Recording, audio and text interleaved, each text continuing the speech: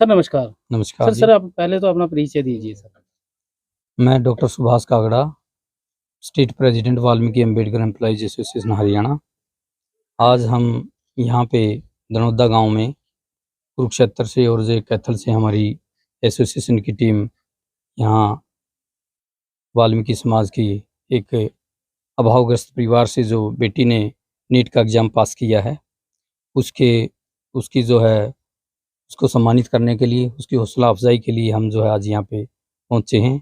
हमारे संगठन द्वारा जो है 8100 रुपये की इनको आर्थिक मदद दी गई है और भविष्य में भी जो भी कोई इनको मदद की ज़रूरत पड़ती है, चाहे वो स्टेशनरी के तौर पर, किताबों के तौर पर या कोई भी जो है आर्थिक मदद की ज़रूरत पड़ती है, हमारा संगठन इनके पूरे परिवार के साथ खड़ा है। ये जो सभी बहनें जो हैं आपस में एक से बढ़कर एक हैं।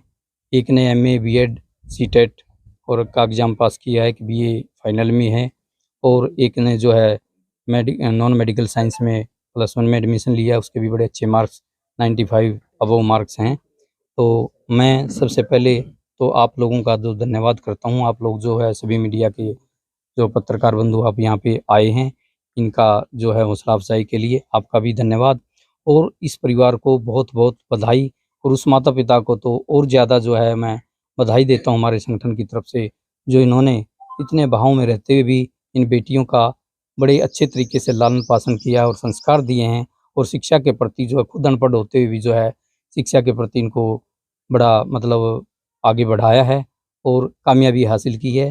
मैं परमात्मा से कामना करता हूँ कि ये जो है दिन दोगुनी और रात चौगुनी उन्नति करें और देश, कौम और समाज का जो है नाम रोशन करें। सर बुद्धिजीवों की एक आपकी टीम है।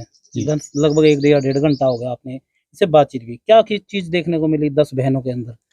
हमें 10 बहनों में ये देखने को मिला कि अभाव में रहते हुए भी जो है इनके अंदर कैलिबर की कमी नहीं है। बहुत ही ज़्यादा जो इंटेलिजेंट कुड़ियाँ हैं, सभी की सभी एक से बढ़कर एक हैं।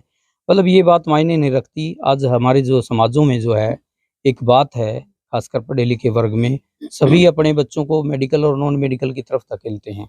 बच्चों को जिस बच्चे का इंटरेस्ट नहीं होता वो भी जो है नॉन मेडिकल और मेडिकल में एक रीत सी बन चुकी है आज के समय में। जो भी बच्चा 90 अबव, 80 अबव, 75 अबव आएगा, उसको मेडिकल और नॉन मेडिकल में लेकर के जाते हैं।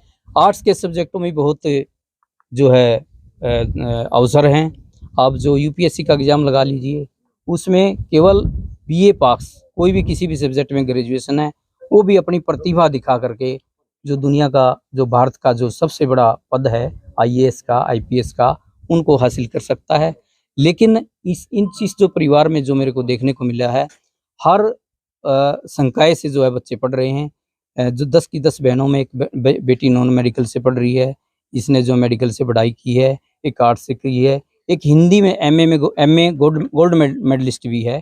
तो जो है कैलिबर है बहुत अच्छा और हमें हमारे समाज को एक उम्मीद है कि ये बेटियां जो हैं अपना समाज का, देश का नाम हर क्षेत्र में और ये खेल के क्षेत्र में भी ये गुड़िया सभी की सभी जो है किसी न किसी में, ये गुड़िया जिसने नीट का एग्ज़ाम पास किया है, ये जेवलिन एथलीट में जेवलिन थ्रो में जो है बहुत अच्छा इनका नेशनल प्लेयर है। तो मैं इनको मेरी तरफ से बहुत-बहुत शुभकामनाएँ। सर आपको क्या लगता नहीं जब हम कई खबरें देखते हैं, भी मोटिवेशनल वीडियो देखते हैं, बड़े-बड़े लोग देते हैं मोटिवेशन। लेकिन क्या लगता है कि यहाँ सबसे बड़ा मोटिवेशनल मिलता है?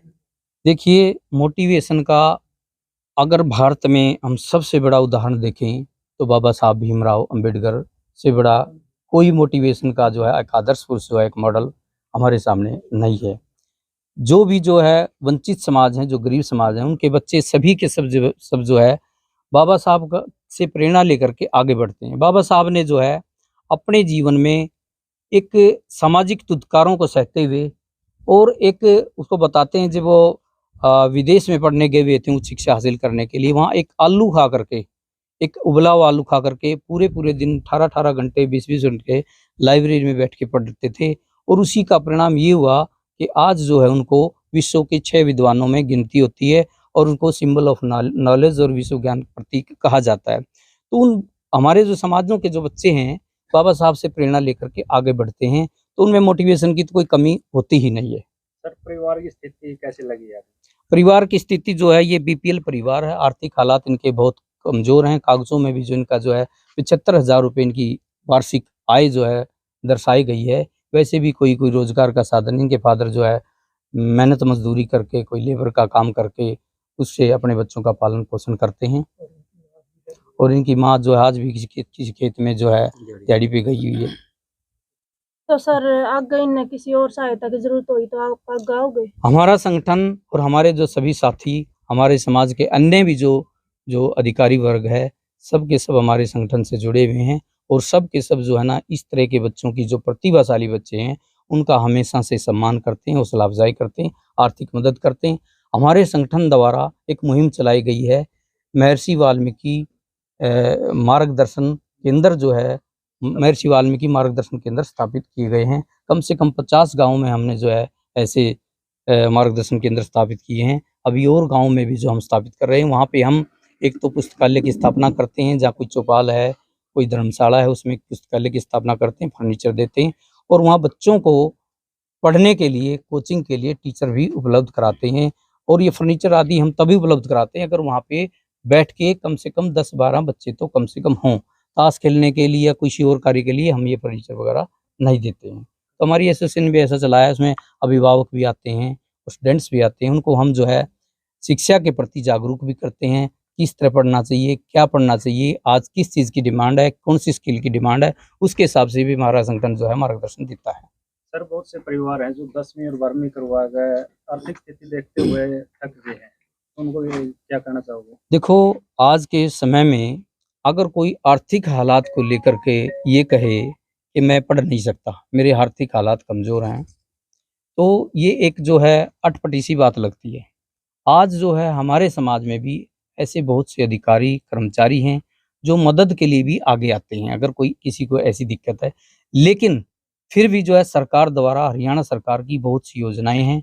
जैसे अगर कोई बीपीएल परिवार है और उसकी इनकम जो है 1,80,000 से कम है, तो डिपार्टमेंट ऑफ हायर एजुकेशन का एक पत्र है, उसका एडमिशन, अगर वो मेरिट में एडमिशन में आता है तो उसका एडमिशन फ्री ऑफ कॉस्ट होगा, उसका 1 रुपया भी नहीं लगेगा। अगर कोई प्राइवेट भी है, एमबीबीएस में प्राइवेट में 12-12 लाख रुपए फीस लगती है, तो उस फीस में से 1 रुपया भी जो वंचित समाजों के बच्चों को, एक शेड्यूल कास्ट के बच्चे हैं जो गरीब फैमिली से हैं, उनको 1 रुपया भी देने की ज़रूरत नहीं है। अगर कोई ऐसी संस्था है जो प्राइवेट संस्था अगर पैसे माँगती है तो उसकी शिकायत की जा सकती है। हरियाणा गवर्नमेंट की क्लियर कट इंस्ट्रक्शन है।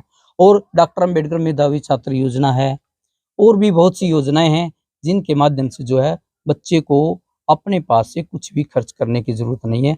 अगर फिर भी किसी बच्चे को लगता है मुझे ये सुविधाएँ मिलने के बाद भी गुज़ारा नहीं होता है, हॉस्टल की फ़ीस भी दी जाती है, बहुत सी मेस का खर्चा भी दिया जाता है, अगर फिर भी किसी बच्चे को लगता है तो हमारा संगठन और भी अन्य संगठन जो है वंचित समाजों के काम कर रहे हैं, जो कि मदद करते रहते हैं समय-समय।